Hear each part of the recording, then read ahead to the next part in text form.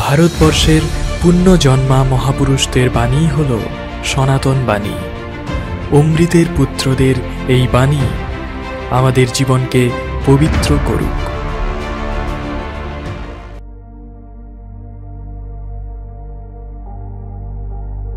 শুরু হচ্ছে স্বামী বিবেকানন্দ রচিত ধর্ম সমীক্ষা গ্রন্থ থেকে পঞ্চম অধ্যায়, বিশ্বজনীন ধর্মলাভের উপায়। ক্যালিফোর্নিয়ার প্যাসাডেনা স্থিত ইউনিভার্সালিস্ট চার্চে স্বামীজি এই বক্তৃতা প্রদান করেছিলেন। আজ প্রথম ভাগ। যে অনুসন্ধানের ফলে আমরা ভগবানের নিকট হইতে আলো পাই, মনুষ্য হৃদয়ের নিকট তদপেক্ষা প্রিয়তর অনুসন্ধান আর নাই।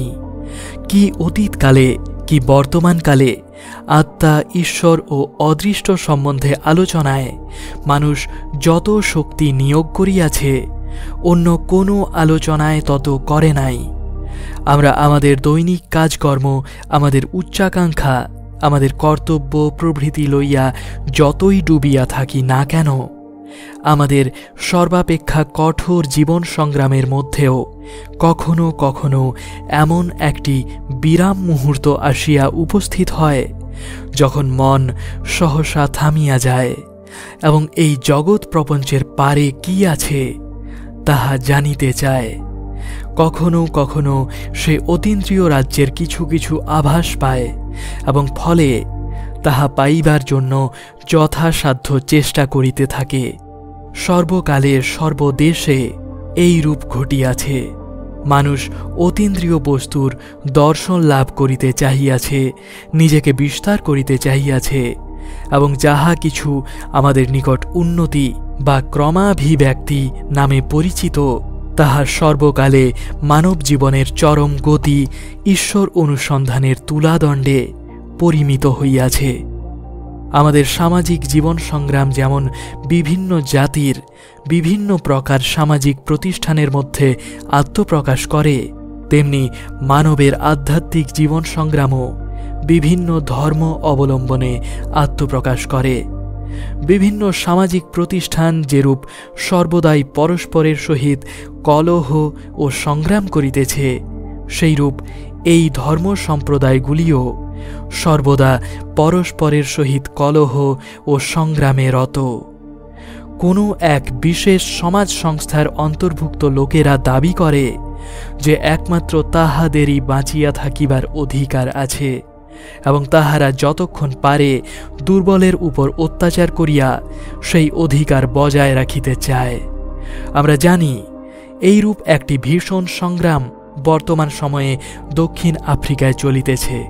সেইরূপ প্রত্যেক সম্প্রদায়ও এই প্রকার দাবি করিয়া আসিয়াছে যে শুধু তাহারই বাঁচিয়া থাকিবার অধিকার আছে। তাই আমরা দেখিতে পাই, যদিও ধর্ম মানব জীবনে যতটা মঙ্গল বিধান করিয়াছে, অপর কিছুই তাহা পারে নাই, তথাপি ধর্ম আবার যেরূপ বিভীষিকা সৃষ্টি করিয়াছে, আর কিছুই এমন করে নাই। ধর্মই সর্বাপেক্ষা অধিক শান্তি ও প্রেম বিস্তার করিয়াছে, আবার ধর্মই সর্বাপেক্ষা ভীষণ ঘৃণা ও বিদ্বেষ সৃষ্টি করিয়াছে। ধর্মই মানুষের মধ্যে সর্বাপেক্ষা অধিক স্পষ্টরূপে ভ্রাতৃভাব প্রতিষ্ঠা করিয়াছে, আবার ধর্মই মানুষে মানুষে সর্বাপেক্ষা মর্মান্তিক শত্রুতা বা বিদ্বেষ সৃষ্টি করিয়াছে। ধর্মই মানুষের এমনকি পশুর জন্য পর্যন্ত সর্বাপেক্ষা অধিক সংখ্যক দাতব্য চিকিৎসালয় প্রভৃতি স্থাপন করিয়াছে, আবার ধর্মই পৃথিবীতে সর্বাপেক্ষা অধিক রক্তবন্যা প্রবাহিত করিয়াছে। আবার আমরা ইহাও জানি যে সব সময়েই ফল্গু ধারার ন্যায় আর একটা চিন্তাস্রোত চলিয়াছে। সব সময়েই বিভিন্ন ধর্মের তুলনামূলক আলোচনায় রত এমন অনেক তত্ত্বান্বেষী বা দার্শনিক রহিয়াছেন, যাহারা এই সকল পরস্পর বিবদমান ও বিরুদ্ধ মতাবলম্বী ধর্ম সম্প্রদায়ের ভিতর শান্তি স্থাপন করিবার জন্য সর্বদা চেষ্টা করিয়াছেন এবং এখনও করিতেছেন। কোনো কোনো দেশে এই চেষ্টা সফল হইয়াছে, কিন্তু সমগ্র পৃথিবীর দিক হইতে দেখিতে গেলে উহা ব্যর্থ হইয়াছে। অতি প্রাচীন কাল হইতে কতকগুলি ধর্ম প্রচলিত আছে, যেগুলির মধ্যে এই ভাবটি ওতপ্রোতভাবে বিদ্যমান যে সকল সম্প্রদায়ই বাঁচিয়া থাকুক, কারণ প্রত্যেক সম্প্রদায়ের কোনো একটি নিজস্ব তাৎপর্য, কোনো একটি মহান ভাব আছে। কাজেই উহা জগতের কল্যাণের জন্য আবশ্যক এবং উহাকে পোষণ করা উচিত। বর্তমানকালেও এই ধারণাটি আধিপত্য লাভ করিতেছে এবং ইহাকে কার্যে পরিণত করিবার জন্য মধ্যে মধ্যে চেষ্টাও চলিতেছে। এই সকল চেষ্টা সকল সময়ে আশানুরূপ ফলপ্রসূ হয় না বা যোগ্যতা দেখাইতে পারে না। শুধু তাই নয়, বড়ই ক্ষোভের বিষয় যে আমরা অনেক সময় দেখিতে পাই আমরা আরও ঝগড়া বাড়াইয়া তুলিতেছি। এক্ষণে ধর্মান্ধ মতবাদ অবলম্বনে আলোচনা ছাড়িয়া বিষয়টি সম্বন্ধে সাধারণ বিচার বুদ্ধি অবলম্বন করিলে প্রথমেই দেখিতে পাই যে পৃথিবীর যাবতীয় প্রধান প্রধান ধর্মে একটা প্রবল জীবনী শক্তি রহিয়াছে। কেহ কেহ হয়তো বলিবেন যে তাহারা এ বিষয়ে কিছু জানেন না, কিন্তু অজ্ঞতার কথা তুলিয়া নিষ্কৃতি পাওয়া যায় না। যদি কোনো লোক বলে বহির্জগতে কি হইতেছে না হইতেছে আমি কিছুই জানি না, অতএব বহির্জগতে যাহা কিছু ঘটিতেছে সকলই মিথ্যা, তাহা হইলে তাহাকে মার্জনা করা চলে না। এখন আপনাদের মধ্যে যাহারা সমগ্র জগতে অধ্যাত্ম চিন্তার গতিবিধি লক্ষ্য করিয়াছেন, তাহারা সম্পূর্ণ অবগত আছেন যে পৃথিবীর একটিও মুখ্য ধর্ম মরে নাই। শুধু তাই নয়, এগুলির প্রত্যেকটি উন্নতির দিকে অগ্রসর হইতেছে। খ্রিস্টানের সংখ্যা বৃদ্ধি পাইতেছে, মুসলমানের সংখ্যা বৃদ্ধি পাইতেছে, হিন্দুরা বিস্তার লাভ করিতেছে এবং ইহুদিগণও সংখ্যায় অধিক হইতেছে এবং সংখ্যায় তাহারা দ্রুত বর্ধিত হইয়া সারা পৃথিবীতে ছড়াইয়া পড়ায় ইহুদি ধর্মের গণ্ডি দিন দিন বাড়িয়া চলিয়াছে। একটি মাত্র ধর্ম, একটি প্রধান প্রাচীন ধর্ম ক্রমশ ক্ষয় পাইয়াছে, তাহা প্রাচীন পারসিকদের ধর্ম, জরাথ্রুষ্ট ধর্ম। মুসলমানদের পারস্য বিজয়কালে প্রায় 1 লক্ষ পারস্যবাসী ভারতে আসিয়া আশ্রয় গ্রহণ করিয়াছিল এবং তাহাদের কেহ কেহ প্রাচীন পারস্য দেশেই থাকিয়া গিয়াছিল। যাহারা পারস্যে ছিল তাহারা ক্রমাগত মুসলমানদিগের নির্যাতনের ফলে ক্ষয় পাইতে পাইতে এখন বড় জোর 10,000-এ দাঁড়াইয়াছে। ভারতে তাহাদের সংখ্যা প্রায় 80,000, কিন্তু তাহারা আর বাড়িতেছে না। অবশ্য গোড়াতেই তাহাদিগের একটি অসুবিধা রইয়াছে, তাহারা অপর কাহাকেও নিজেদের ধর্মভুক্ত করে না। আবার ভারতে এই মুষ্টিমেয় সমাজেও স্বগোত্রীয় নিকট সম্পর্কীয়দের মধ্যে বিবাহরূপ ঘোরতর অনিষ্টকর প্রথা প্রচলিত থাকায় তাহারা বৃদ্ধি পাইতেছে না। এই একটি মাত্র ধর্ম ব্যতীত অপর সকল প্রধান প্রধান ধর্মই জীবিত রহিয়াছে এবং বিস্তার ও পুষ্টি লাভ করিতেছে।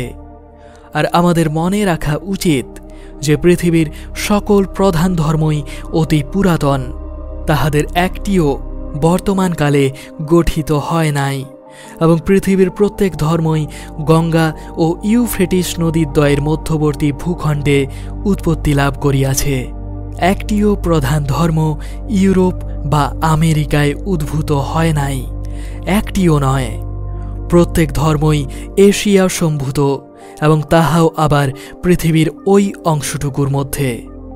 যোগ্যতম ব্যক্তি বা বস্তুই বাঁচিয়া থাকিবে, আধুনিক বৈজ্ঞানিকগণের এই মত যদি সত্য হয়, তাহা হইলে এই সকল ধর্ম যে এখনও বাঁচিয়া রহিয়াছে, তাহা হইতেই প্রমাণিত হয় যে এখনও তাহারা কতকগুলি লোকের পক্ষে উপযোগী। তাহারা যে কেন বাঁচিয়া থাকিবে তাহার কারণ আছে, তাহারা বহু লোকের উপকার করিতেছে। মুসলমানদিগকে দেখো, তাহারা দক্ষিণ এশিয়ার কতকগুলি স্থানে কেমন বিস্তার লাভ করিতেছে এবং আফ্রিকায় আগুনের মতো ছড়াইয়া পড়িতেছে। বৌদ্ধগণ মধ্য এশিয়ায় বরাবর বিস্তার লাভ করিতেছে।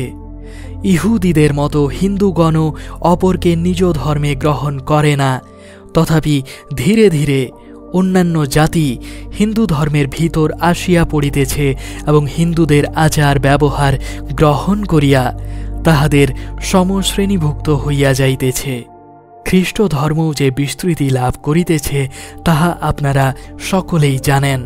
তবে আমার যেন মনে হয় চেষ্টার অনুরূপ ফল হইতেছে না।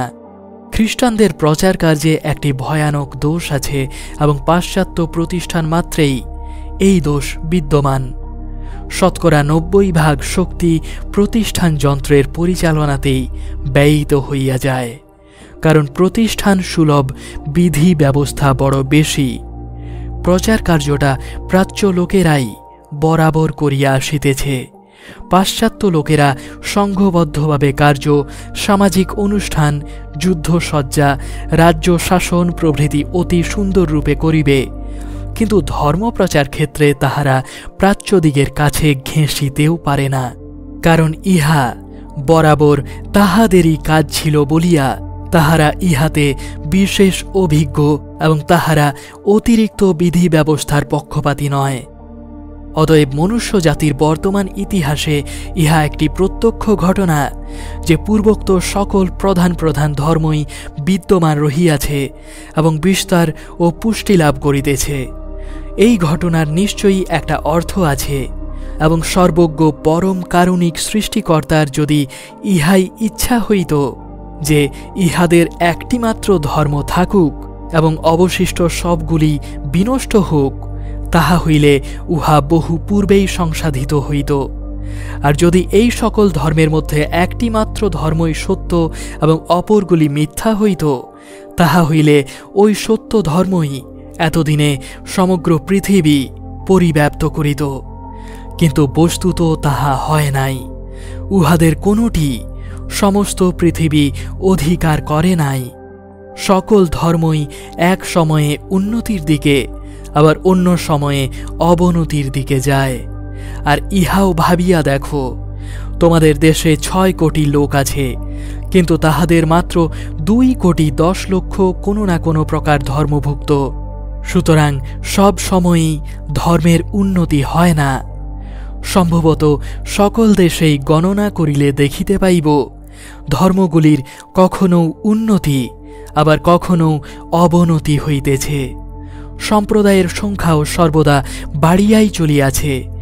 ধর্ম সম্প্রদায় বিশেষের এই দাবি যদি সত্য হইত যে সমুদয় সত্য উহাতেই নিহিত এবং ঈশ্বর সেই নিখিল সত্য কোনো গ্রন্থ বিশেষে নিবদ্ধ করিয়া তাহাদিগকেই দিয়াছেন, তবে জগতে এত সম্প্রদায় হইল কি রূপে? 50 বৎসর যাইতে না যাইতে একই পুস্তককে ভিত্তি করিয়া 20টি নতুন সম্প্রদায় গড়িয়া ওঠে। ঈশ্বর যদি কয়েকখানি পুস্তকেই সমগ্র সত্য নিবদ্ধ করিয়া থাকেন, তাহা হইলে ঝগড়া করিবার জন্য তিনি কখনোই আমাদিগকে সেগুলি দেন নাই, কিন্তু বস্তুত দাঁড়াইতেছে তাই। কেন এরূপ হয়?